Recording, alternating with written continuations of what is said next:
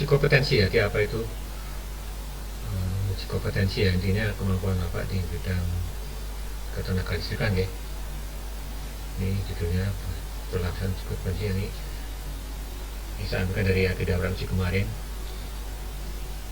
Langsung saja ke ini ya, tata tertib uji kompetensi juga sana. Ini tata tertibnya. Ini kalau kita di gym ya, ini mungkin kalau besok kan udah harus offline ini, jadi mungkin ini tidak pas. Nah ini saya lewati saja yang penting. Nah ini tadi saya katakan apa itu kompetensi. Kompetensi meliputi 3 aspek Bapak ini, aspek pengetahuan, keterampilan, dan sikap. Jadi kalau kita buat diagram apa namanya diagram Venn ya, Bapak dikatakan kompeten jika meliputi ini di tengah ini. Tidak Bapak dikatakan kompeten jika ini menguasai 3 bidang ini, pengetahuannya bagaimana, keterampilan bagaimana, kemudian sikap bagaimana. Pengetahuan jadi pengetahuan tentang ketenagalistrikan ya, pengetahuan dasar lah. Keterampilan ya, keterampilan kita melaksanakan pekerjaan, pasang instalasinya bagaimana, apakah terampil atau tidak. Kalau sikap dalam kita bekerja ini Pak, apakah menggunakan APD lengkap, apakah mengikuti prosedur itu sikap di situ, apakah mengikuti peraturan di situ. Yang penting APD-nya itu harus lengkap dan ikuti SOP. Ini sikap ya, artinya sikap itu bukan sikap ini ya, sikap apa? Sikap pribadi, tapi sikap dan kita bekerja. Jadi harus 3 ini terpenuhi semua kalau supaya Bapak dikatakan kompeten ya. Next, ini dasar hukumnya apa, kenapa kita harus melaksanakan uji kompetensi ini. Ada undang-undang kok ya. Ini yang pertama Undang-Undang nomor 30 yang terkenal sekali ya, paling pokok atau paling ujung, paling tinggi itu Undang-Undang nomor 30 tahun 2009 tentang ketenagalistrikan. Kemudian ini diperbarui lagi menjadi Undang-Undang nomor 11 tahun 2021 tentang cipta kerja. Ini sama saja cuma dia menggabungkan undang-undang itu dalam satu undang-undang, itu paket tuh. Ini kan omnibus law kemarin ya, jadi tidak paling detail tapi jadwal satu paket undang-undang ini nomor 30, tapi kita tetap pakai 30 masih bisa berlaku. Kemudian ini ada peraturan turunan itu banyak sekali, tapi yang terkenal ini Pak ya, Undang-Undang nomor 30 2009. Ini peraturannya banyak sekali, ada peraturan pemerintah, ada peraturan presiden, ada peraturan menteri. Ini bisa dibaca saja nih. Ada Bapak mau cari tentang KKNI, ini peraturan SDM nomor 12 tahun 2021 tentang klasifikasi dan usaha data penunjang dan listrik. Mencari ini tentang standar kompetensi dan ketenagalistrikan ini SKTTK ya, yang di sini nanti. Ini yang sering dipakai ini Pak ya, nomor 6 PPSDM nomor 6 tahun 2021 ini tentang SKTTK ini yang kita pakai untuk menentukan standar kompetensi yang kita ambil ya. Nanti Bapak ambil di sini. Next, ini dasar hukum tadi katakan tadi ya, Undang-Undang nomor 30 tahun 2009, khususnya pasal 44 ini, ayat 6 ya, tentang recording in progress. Ini, bahwa setiap tenaga teknik dan usaha ketenagalistrikan wajib memiliki sertifikat kompetensi ini. Di Undang-Undang 30 pasal 44 ayat 6 ini sering ditanyakan waktu uji kompetensi ini. Apa-apakan aja ya, ingat-ingat aja pasal 6 pasal 44 ayat 6. Tiap usaha ini intinya ini ya, setiap usaha ketergalistikan wajib memiliki sertifikat kompetensi. Nah, usaha ketergalistikan apa ya, CV, PT, PTL itu kan usaha ketergalistikan kontraktor itu yang mengatur ayat kenapa yang ayat 2 itu tentang apa ini,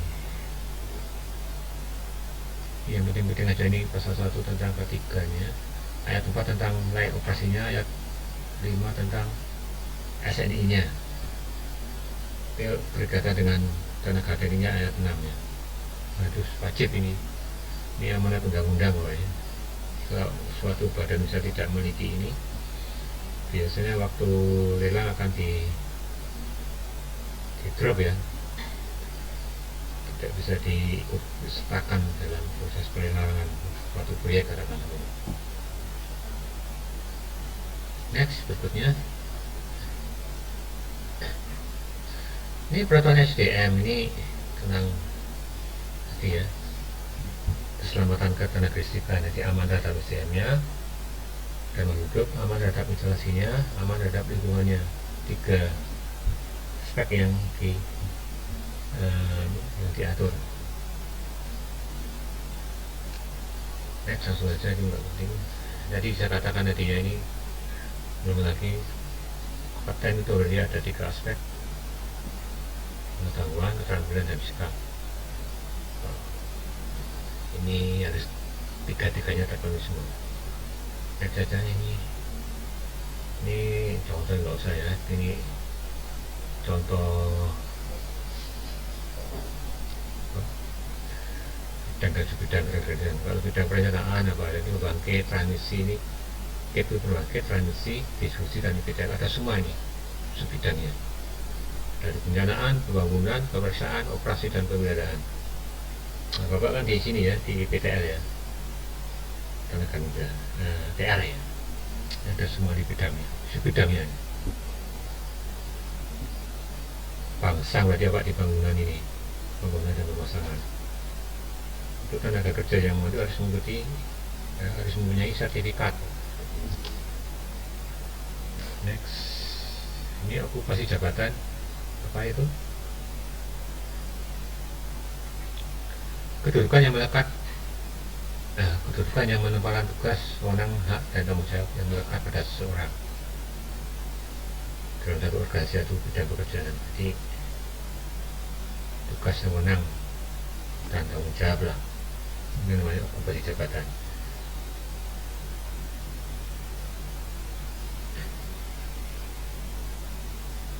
Ini ada 3 ini 3 jenjang ya, yang SKK ini tenaga listrik, IKK, standar setara KKN ini dari SD sampai doktor, dan kemudian di tenaga listrik ada pelaksana muda, sampai utama, ahli. Levelnya ini ada 3 ini kan, ada 9 level ya, 1, 2, 3, 4 sampai 9. Ini 1, 2, 3 itu pelaksana, 4, 5, 6 teknisi, ahli itu 7, 8, 9. Bapak kelihatannya besok di ini ya, level 2 katanya, untuk prosilat itu level 2, jadi pelaksana utama. Ini contoh aja kemarin ya, ini waktu saya pelatihan pembekalan waktu uji kompeten kemarin ya, ini yang kedua ada berapa orang, ini contoh aja, nggak usah diperhatikan. Ini jenjangnya. Ya, metodenya bagaimana, metodologinya langsung aja. Nih, jadi kalau kita mau mengajukan uji kompetensi, ini ada beberapa metodologinya. Sertifikasi kompetensi ini ada 2. Jadi ada dua jalan ya. Melalui proses uji kompetensi nanti apa benar-benar diuji. Kemudian mengenai kedua melalui penilaian portofolio. Nanti kita bahas satu ya. Uji kompetensi apa ya? Bapak harus benar-benar merasakan ujian di situ. Ada 3 ujian: uji tulis, uji praktek, uji lisan, dan wawancara atau wawancara ya. Jadi ada, kalau offline juga benar-benar dirasakan semua ini 3 ini harus dilaksanakan. Nah, apa itu penilaian kedua ini? Portofolio. Penilaian portofolio apa? Dia tidak melakukan ujian tulis, praktek, dan wawancara, tapi Bapak membuat semacam portofolio ya, atau semacam apa ya,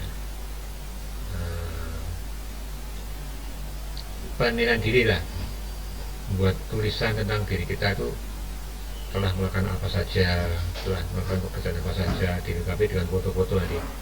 Itu ada formatnya dari LSK, saya sudah mengeluarkan ya apa yang harus diisi di situ, ada semua. Ini tidak semuanya, tidak semua uji Kommer bisa melalui portofolio ya. Jadi penilaian portofolio itu hanya nih, ada berapa nih, 1, 2, 3, 4, 5 ini hanya boleh dilakukan oleh ini 5 penilaian. Kalau apa uji sertifikat yang pertama kali ya, harusnya di uji kompetensi ini ya, lewat uji tulis, praktek, dan wawancara. Tapi kalau perpanjangan, nah ini bisa portofolio ini yang kedua. Ini sertifikat Bapak udah bis katakanlah masa berlakunya, kalau bisa perpanjangan, nah ini portofolio bisa. Kemudian penyetaraan itu, penyetaraan itu berarti ya Bapak ini sudah punya sertifikat dari LSK, dari lembaga yang lainnya, itu disetarakan dengan LSK yang dari ini DJK, itu bisa diserahkan namanya. Ini penyesuaian juga. Penyesuaian ini sama mirip dengan penyetaraan, tapi dia cenderung ke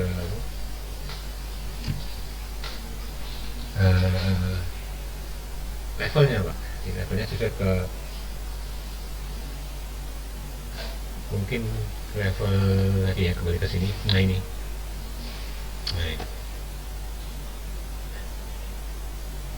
apa mungkin kita punya ini ketiga contoh aja ya.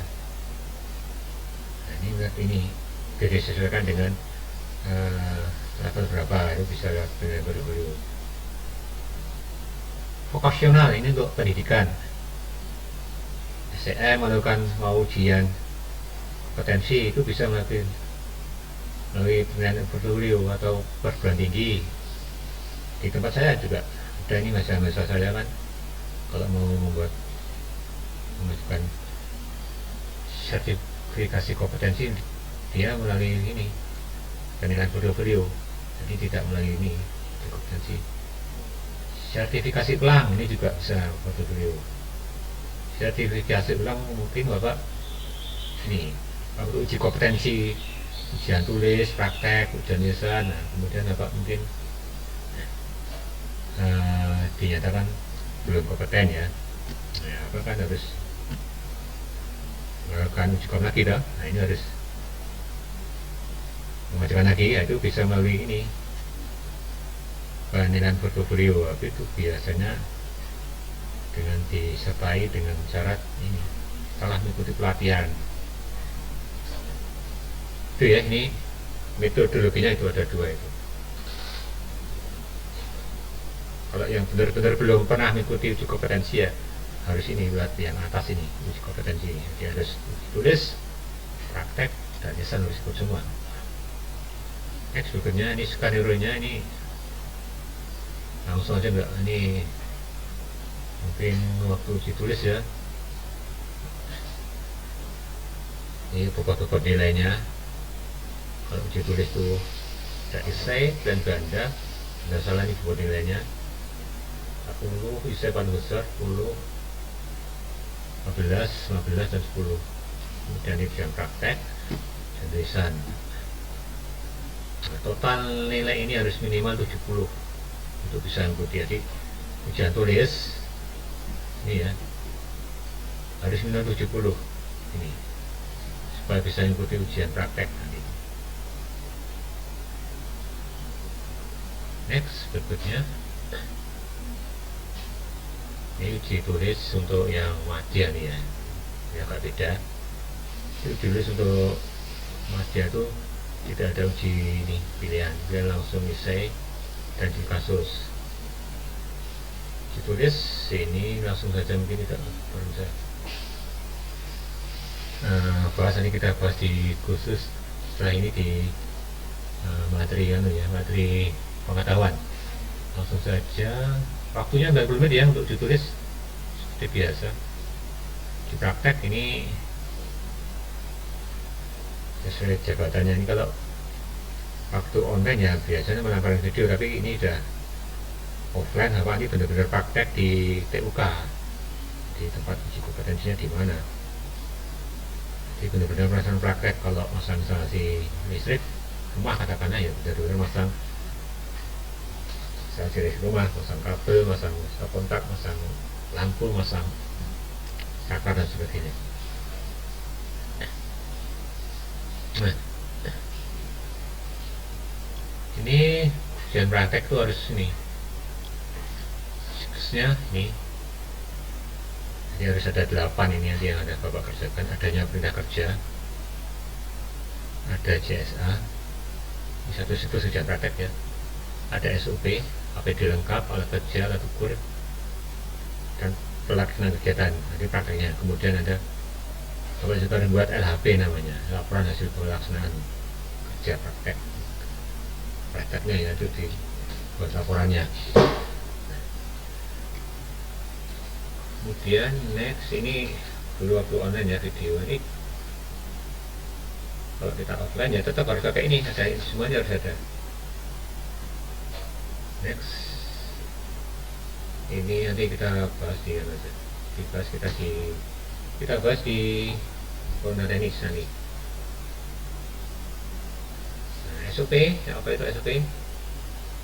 Ini kan, nah ini SOP CSA nya ada standing operation procedure, standar operation procedure. Artinya tata cara atau ketentuan yang tertulis, yaitu bersih langkah kerja yang harus dilalui. Jadi langkah-langkah intinya langkah-langkah kerja lah SOP itu. Setelah ini mau apa, setelahnya apa, itu harus ada langkah-langkah kerjanya kan. Sudah tertulis semua di situ. Ini harus ada sebelum kerjaan dilakukan ya. Yang namanya SOP memang harus ada sebelum pekerjaan dilakukan, karena kita harus mengikuti melakukan pekerjaan, harus mengikuti ini langkah-langkah yang tertulis di SOP ya. Kalau ini belum ada ya kita tidak bisa melakukan pekerjaan. Berikutnya langsung aja, ini ada juga CSA nya. Tadi kan dikatakan nah ini adanya DSA. Apa itu DSA? Ini job safety analysis. Ini fungsinya untuk mengidentifikasi potensi bahaya selama kita bekerja. Ada lembar khusus mengenai DSA, nanti ada kita tampilkan ini seperti ini. Job safety analysis ini contohnya.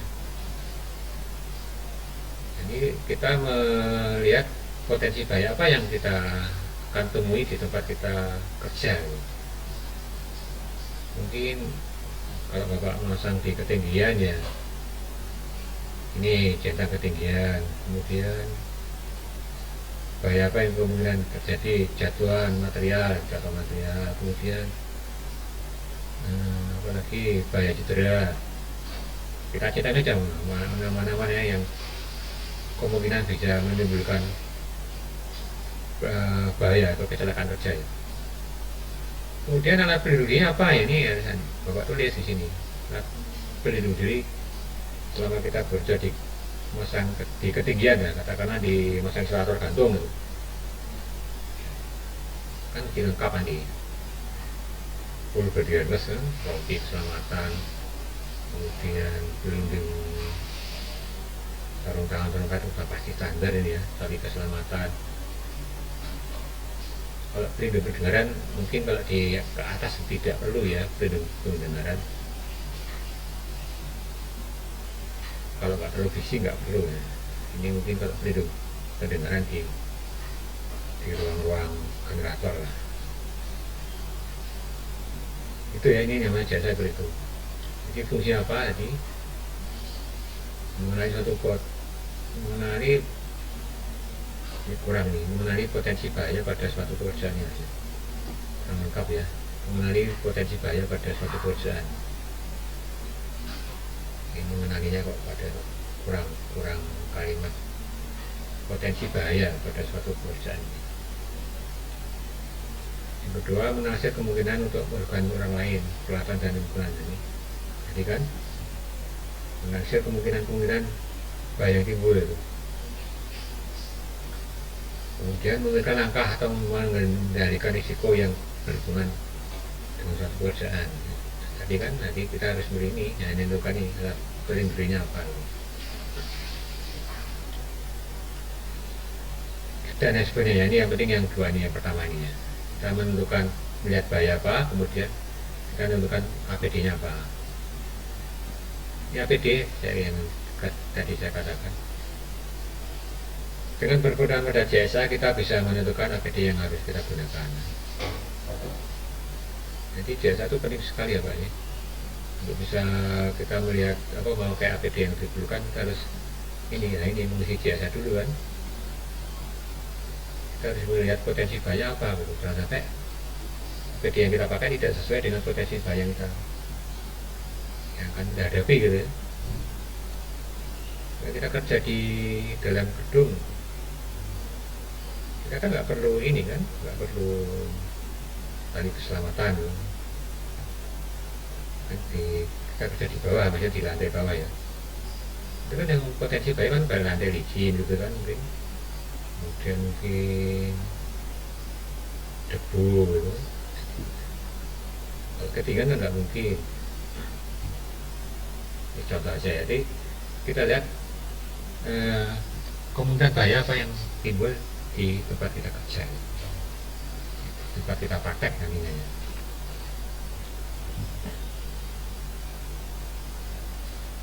Next sih, nah, ini uji wawancara, ini tadi ditulis sudah di wawancara, ini wawancara seperti biasa lah wawancara. Setelah ujian tulis nanti ada wawancara kan. Ujian pertama ujian tulis, kemudian ujian praktek dan wawancara. Di wawancara itu tujuannya untuk menggali potensi-potensi Bapak kalau ujian tulisnya jelek dulu. Ini sudah digali lagi di sini. Jadi tadi mana ya? Uji tulis 60 ya dia, sudah 60 tulis itu 60 tadi mana ya? 70. Nah ini uji tulis 70% atau 70 itu masih ada keringanan 56 Pak ya. Nanti Bapak 56 masih diperbolehkan untuk ujian wawancara. Tadi katakanlah apa nilainya 56 masih boleh wawancara dengan catatan pada saat wawancara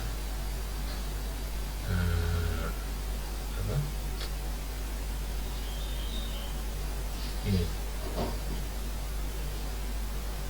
pada saat wawancara Bapak bisa menjawab atau bisa menjelaskan detail pekerjaan yang pernah dilakukan itu loh. Ini kadang-kadang di uji tulisan mungkin terbatas ya, tidak bisa mengeksplor semua keterampilan Bapak, tapi di wawancara mungkin bisa lebih lanjut. Nah, ini di sini fungsinya, makanya dengan nilai di bawah 50, di bawah 70 sebenarnya masih bisa. Itu ada di undang-undangnya Pak. Ini umpan balik ini nanti kalau setelah ujian selesai semua, nanti asesor kan memberi umpan balik, artinya beri masukan lah, memberi saran atau masukan kepada peserta ujian ya, ada isinya yang isi adalah asesor ya. Next, ini banding kalau Bapak tidak setuju dengan keputusan tim uji, Bapak bisa melakukan banding. Ini ada formnya banding.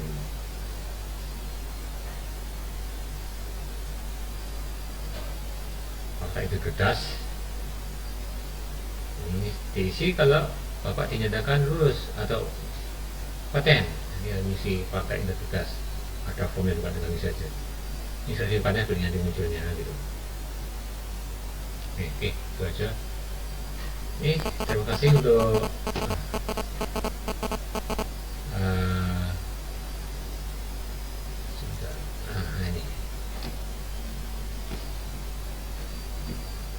ini penjelasan tentang uji kompetensi ya. Mungkin di sini ada yang mau ditanyakan, silakan kalau ada yang mau ditanyakan tentang izin stop dulu ya. Nah, jadi itu penjelasan proses-proses uji kompetensi. Sebelum masuk ke materi berikutnya, mungkin kalau ada yang mau ditanyakan, silakan tanyakan saja.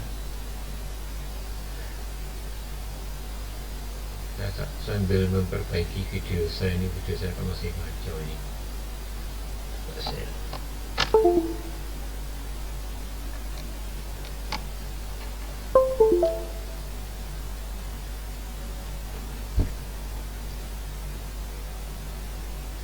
Sama aja ya.